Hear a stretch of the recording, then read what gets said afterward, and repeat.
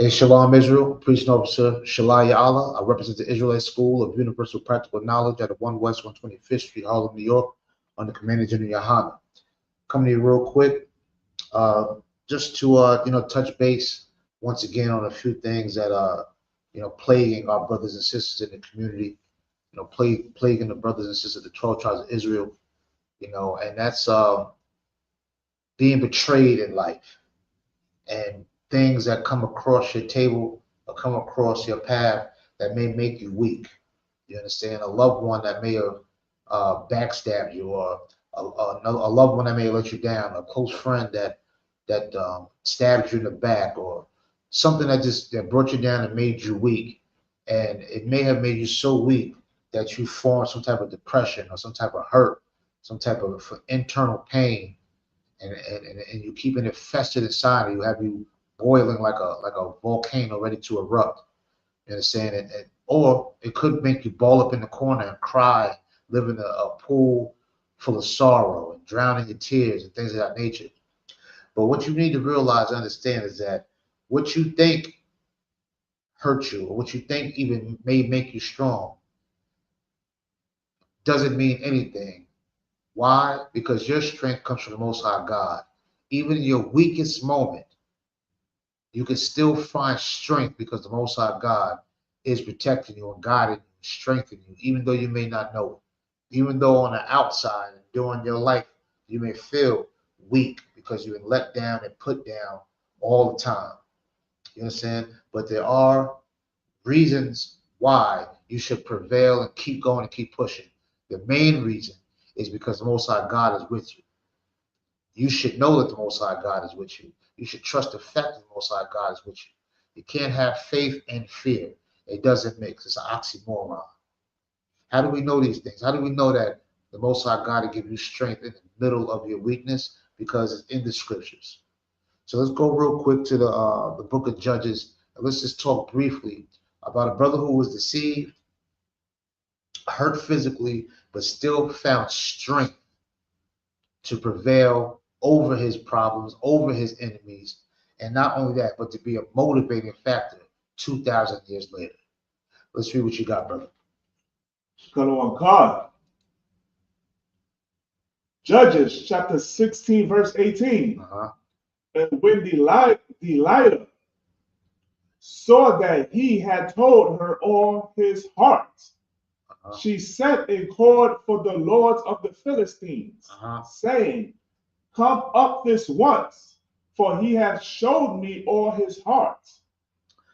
Go ahead. Then the lords of the Philistines came up unto her and brought money in their hand. Now, we're talking about a brother named Samson, one of the strongest men in the scriptures.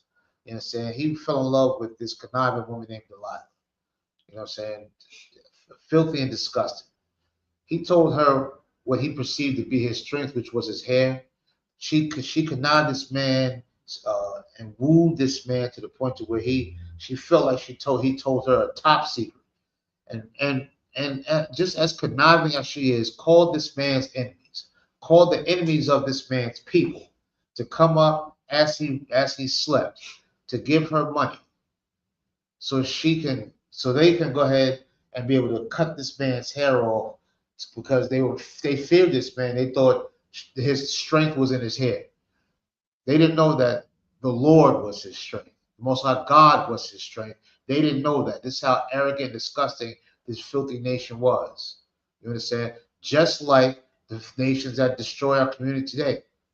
They think they can cut you off from food stamps and welfare or public assistance, or they think they can come in your neighborhood and cut you off from owning buildings and owning property and land, and increasing the rent and making you live in some slum or some disgusting conditions. They think that they're cutting your strength off when they don't understand who they're dealing with. They don't understand that the so-called Black, Latinos, Native Americans are the chosen people of God. You understand? And there's nothing on this earth that gives us strength as much as being the chosen people of God, as being the chosen children of the Most High God, to serve him unconditionally and to serve him with dedication and a strong desire. The Most High God is our strength. But these filthy heathens, did not know that. Let's keep reading. Verse 19. And she made him sleep upon her knees, and she called for a man, and she caused him to shave off the 7 locks of his head. And she began to afflict him, and with his strength went from him. Now, his strength went from him. Once he spiritually, his strength went from him. Why? He felt that the strength was in his head. You know what I'm saying? That's what he felt like something might leave your life or be taken out of your life, and you feel like you lost your strength. You can't go on anymore. You understand what I'm saying? No, you just think about what you feel is close to you or you hold dear to your heart, and it's taken away from you. You may feel like you lost your strength. You understand? Whether it's your mother, your father, your kids, you understand? That been taken away from you, whether by death or by other reasons. You may have felt like you lost your strength. Whether it's your job, whether it was some type of material thing, or your own health. Maybe you felt like something was taken away from you and you lost your strength. Similar to Samson, he felt like he lost his strength because he thought his strength was in his head. You understand? But let's see what the Most High God has to say about this. Keep going. Verse 20. And she said, the Philistines be upon thee, Samson. And he awoke out of his sleep and said, I will go out as other times before and shake myself. And he wist not that the Lord was departed from him. You understand? Now, this is rough, man. He's going through hell right now. Just he's in the hands of the enemies. He feels like he's weak. The same way today, you may think you're in the hands of your enemies and you might feel weak. You might feel like you're in the hands of this government, in the hands of these corrupt police officers that are out here. You may feel like you're in the hands of the people that's doing dialysis on your kidneys. You might feel anything in your life that you're in the hands of them and you have no strength. There's nothing you can do. This is how you may feel at times. This is not nothing new. You understand? And right now, that same weakness you may feel in the hands of your enemies, in the hands of your problems, in the hands of whatever obstacle that you're going through, you know, so you might feel weak. It's the same way Samson did thousands of years ago. He felt that same emotion you feel. Now, let's drop down quickly here. See if I can, just for time's sake.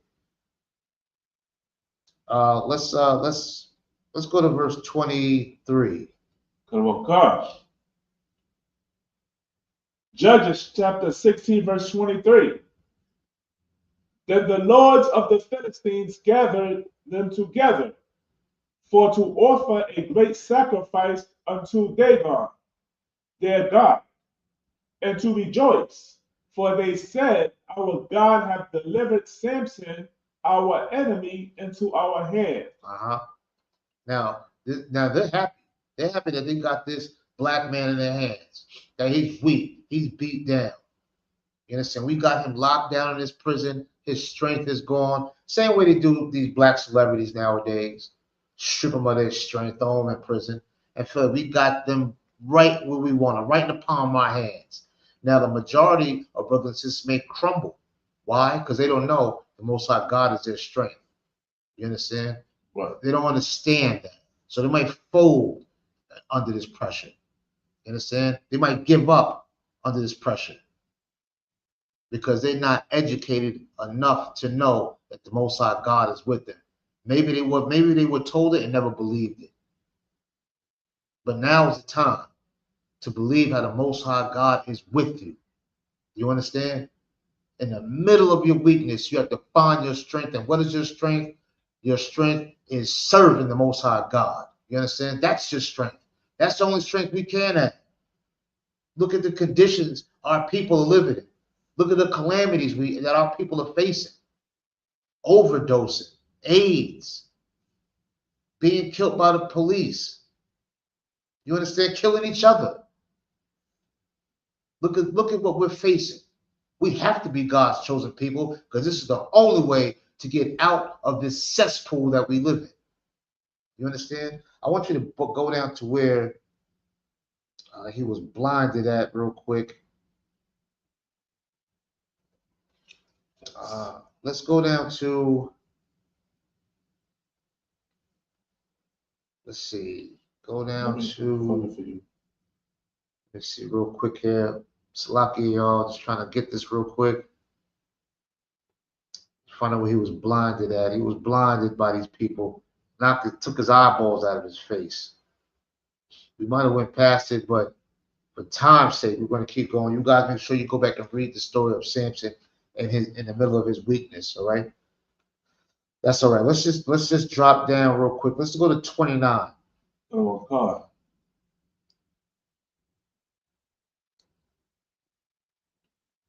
Judges chapter 16, verse 29. And Samson took hold of the two middle pillars upon which the house stood, right, and on which it was borne up. Up the one his right hand, and of the other his left. Right. Now he's in between these two. They brought him out in front of everybody. Right. He's beat down. He's blinded. Hair's cut off. Everything. Now he's brought out to be made a fool of in front of everybody. Everybody wants to shame this man now.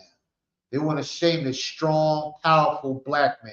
No different than he used to be trying to do buck breaking back in the day and things of this nature. No way, in the same way they try to humiliate strong black men now to this day. Bring them out in front of everybody and try to embarrass them and smear their reputation and show how weak they are and so forth and so on. Why? Because these other nations that try to come into our community, that try to sit there and be culture vultures with us, want to prove that they are stronger and bigger than the Most High God. You understand? But I tell you right now that you have to know that there's nothing more powerful than the Most High God. He is the jealous God. He stands alone. There's no one above the Most High God. Luckily and fortunately for us, he chose us to be his people. He chose us to be his children. He chose us to live and dwell and wallow and play and prosper and just breathe good free air in his house. You understand? Now let's keep going for time's sake. God, verse 30. And Samson said, "Let me die with the Philistines." And he bowed himself with all his might. Now he knew that these people were the enemies of his people. These Philistines was not only just his enemy, but the enemy of his people. Now he could have bowed down. He could have begged for mercy. He could have said, "Please don't kill me." He could have begged for his life. The same way people beg, like Nick Cannon had to be made to beg. Who else had to be made to beg? Nick Cannon. Who else? Kanye West had to be made to beg. You understand? Any of these celebrities out here trying to that they put any black celebrity or Latino celebrity they fell out of the graces of this oppressor had to be made to beg. Just the regular person like you and I. Your job make you beg. The police make you beg. George Floyd begged. Everybody tried to make you beg, but he did not beg. He said, "Let me die with them. Let me die with them." Keep going. And the house fell upon the Lord. Now he crushed these pillars. Why? So the whole roof can cave down on top of these people. You understand? And not only did he kill them, he died with them, but he died for a cause, for a purpose. He found strength in his weakness. His strength came from the Most High God, and his strength was to die for his people. His strength was to take out the enemies of his people because he knew he had to do it. He had to show strength. He had to be a motivating factor to his people to know that being beat down, being weak, being blinded, and trying to be embarrassed and shamed, he found strength to say, "You know what? I'm going to show my people for thousands of years how to be strong right in the middle of weakness, or what he deemed weakness." But to crush those pillars and for the whole ceiling to fall down and crush them all and kill them all showed strength. You understand? It showed his strength. He went out with honor. You understand? The scriptures say it's better to die on the battlefield than to watch the calamities of your people. I paraphrase it. And that's what he did. He chose to die for his people. He didn't try to beg for his life. He stood up. Unlike your celebrity, unlike the tap dancing Sambo at your job, maybe unlike you. But I tell you, if you read your history book, Samson stood strong, and I tell you, you should find strength in your weakness the same way Samson did. Now, when you get time, you go back, read this story. Judges 16 is an interesting story. You can get something out of it. Take these scriptures and apply it to your life. You understand? And let this truth reign supreme over you. With that, Israel, I say shalom.